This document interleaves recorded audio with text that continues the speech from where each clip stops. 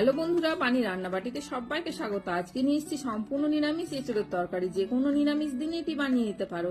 এর জন্য এঁচড়টা কেটে একটা সিটি দিয়ে সেদ্ধ করে নিলাম। আদা লঙ্কা টমেটোর পেস্টটা করে রেখে আরো একটা মশলা করব। সেটা হলো 1 চামচ পোস্ত, 1 চামচ চারমগজ, 1 চামচ সাদা তিল, 1 চামচ কাজু, 1 চামচ আমন্ড, 1 চামচ কিশমিশ।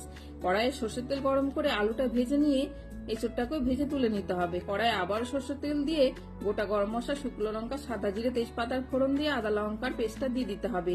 এরপর জিরে গুঁড়ো, ধনে গুঁড়ো, কাশ্মীরি লঙ্কার গুঁড়ো, হলুদ দিয়ে মশলাটাকে ভালো করে কষে নিয়ে যখন দেখবে মশলা থেকে তেল বের হয়ে আসছে তখন পোস্তর পেস্টটা দিয়ে দিতে হবে। পোস্তর পেস্টটা একটু নাড়াচাড়া করে স্বাদ মতো লবণ ও চিনি দিয়ে ভালো করে মশলাটা কষে নিয়ে যখন তেল বের হয়ে আসবে তখন ভেজে রাখা আলু ও এঁচড়টা দিয়ে দিতে হবে।